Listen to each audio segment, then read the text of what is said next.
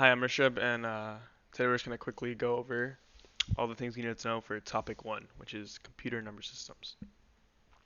So something that's important to understand is that there are four number systems that we're going over, but there's infinite many. There's the decimal system, the binary, the octal, and the hexadecimal,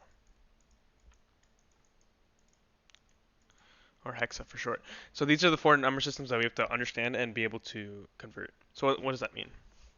So first, you have to understand what these four systems are. So decimal, if you've recognized the word decimal or in other things, it just means 10, which means 10 digits. So numbers that are in the decimal number system have the digits from 0 through 9. If you count, like if you include 0, this is 10 digits. This is 10 digits, this is decimal. Right, and this is the number system we're used to using in everyday things, right? We count just like we're used to.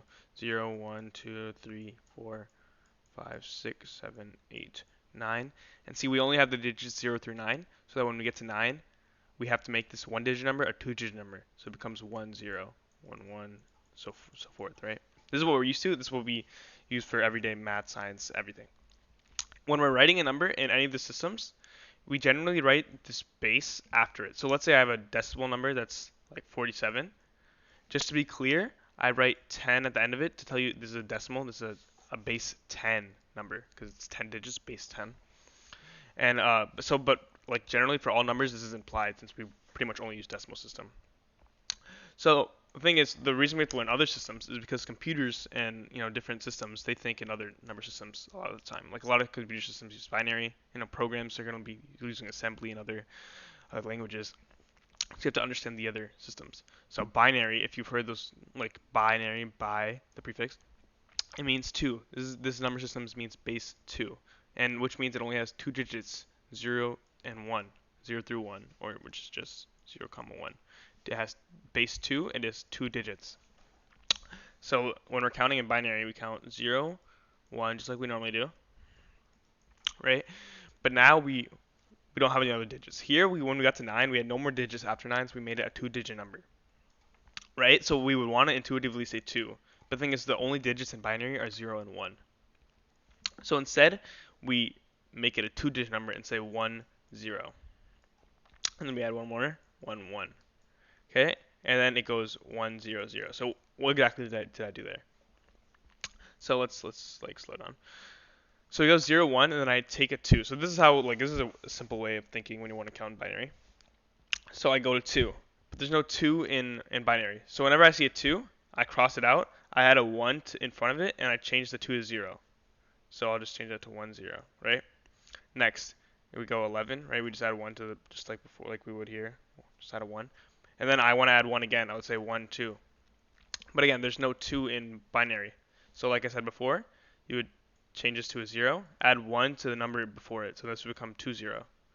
But again, there's no 2's in binary. You cross this out. You say you add a change it to 0, and you add a 1 in front of it. 1, 0, 0. And then so forth. Right? You just use this 2 pattern.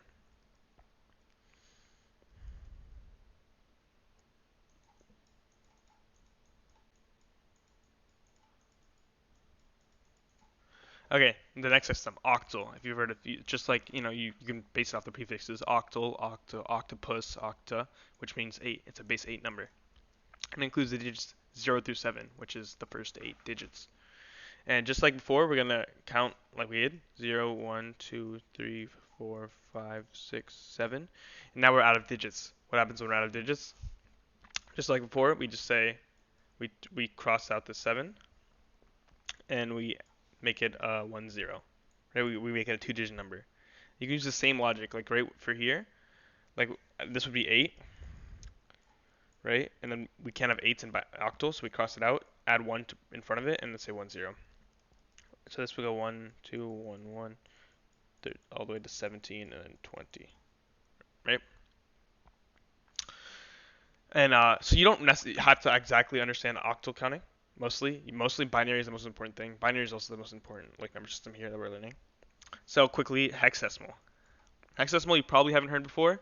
It's also hexa. People refer to hexa, but we'll probably refer to it like that. and hexadecimal is base 16, right? So if like before, if I had a binary number, I would represent it as base 2. Octal number, I had like 26, base 8, and then hexadecimal number, I would say base 16 afterwards. So hexadecimal, there's 16 digits, right? Right, because there's 10 digits, 2 digits, 8 digits, 16 digits. But the only numbers we know are these 9 digits, which makes hexadecimal kind of confusing. So we go 0 through 9, right? Those are the first 10 digits. But now we still need 6 more. So where do we go? What we use is letters. We use A through F. And I'll show you what that exactly means in a sec. So base 16. 0, 1, 2, 3, counting normally. 5, because we have we have more digits than we normally. These ones we had less, now we have more. So 8, 9.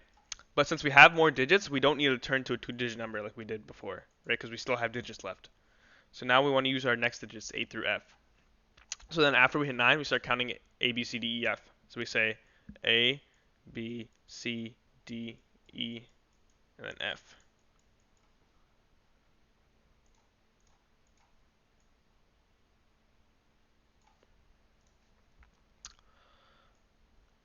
Okay, so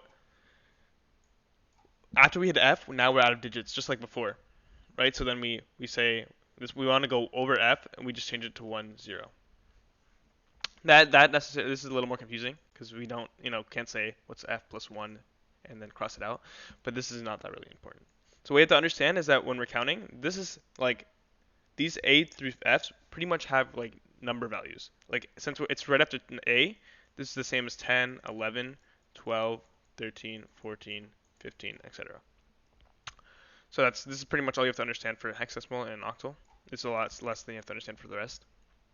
And so now that we understand how these number systems like interact and how they count, something's important is that since we only really intuitively know how to work with decimal, we have to be able to convert between all these so that we can make them always be used in something we know.